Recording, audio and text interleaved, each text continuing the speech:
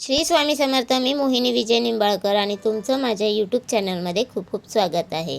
6 जून शुक्रवारचा दिवस आणि ह्या दिवशी आहे निर्जला एकादशी. ज्येष्ठ महिन्यातील शुक्ल पक्षातील येणाऱ्या एकादशीस निर्जला एकादशी म्हणले जाते. आपल्या घरातील लोकांच्या चांगल्या आरोग्यासाठी, सुखी जीवनासाठी आणि आपल्या सर्व इच्छांची पूर्ती करण्यासाठी निर्जला एकादशीचे व्रत केले जाते. सोबतच या दिवशी अनेक उपाय व तोटके देखील केले जातात. आज आपण बघणार आहोत हे व्रत व उपाय कसे करायचे. निर्जला एकादशी दिवशी नावाप्रमाणेच लोक ह्या दिवशी पाण्याविना हे व्रत करतात.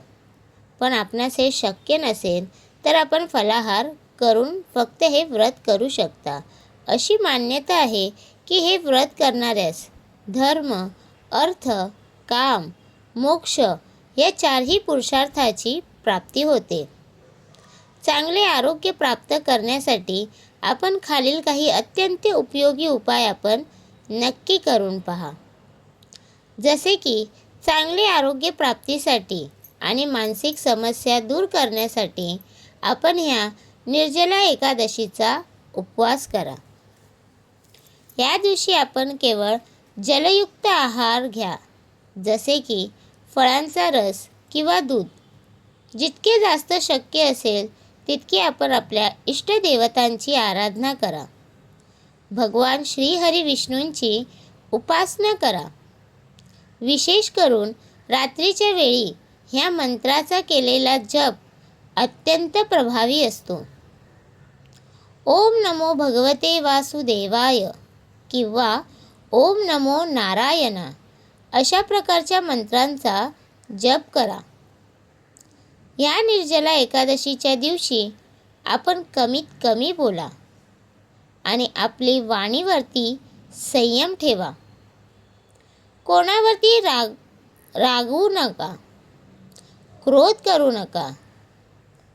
ज्यांना धनप्राप्तीची इच्छा आहे, ज्यांना बरकत यावी, पैसे मिळावेत अशी ज्यांची इच्छा आहे, अशा लोकांनी या दिवशी उपवास करा. भगवान विष्णूसोबतच आपण माता लक्ष्मीची देखील मनोभावे आराधना करा. या दिवशी गजेंद्र मोक्षाचा पाठ करणे खूप चांगले मानले जाते. किंवा आपण विष्णू सहस्त्रनामाचा पाठ देखील करू शकता. आणि अत्यंत महत्त्वाची गोष्ट, आपण भगवान श्री विष्णूंना नैवेद्य अर्पण करायचा आहे आणि त्या नैवेद्यावर आपण 2 तुळशीची पाने उलटी टाकायची आहेत. मात्र ही पाने आपण आदल्या दिवशी काढून ठेवावीत. ह्या दिवशी आपण तुळशीला अजिबात हातही लावू नये. धनप्राप्तीसाठी आपण मध्यरात्री माता लक्ष्मी, श्रीहरी विष्णूंना धनप्राप्तीसाठी प्रार्थना अवश्य करा. अनेक लोकांच्या घरात वादविवाद, भांडणे होत असतात. अशा वेळी मनशांतीसाठी आणि मनशुद्धीसाठी आपण ह्या दिवशी व्रत करून जास्तीत जास्त भगवान श्रीहरींच्या नावाचा जप करा. एकांतामध्ये राहून आपण प्रार्थना करा. तुम्हाला त्याची फळे अवश्य मिळतील. सुख शांती लाभेल. तर तुम्हाला हा माझा व्हिडिओ कसा वाटला प्लीज कमेंट करून नक्की सांगा. व्हिडिओ आवडल्यास लाईक करा, कमेंट करा आणि शेअर करायला विसरू नका. आणि तुम्ही अजूनपर्यंत आपल्या चॅनलला सबस्क्राईब केलं नसेल तर प्लीज जाऊन चॅनलला नक्की सबस्क्राईब करा.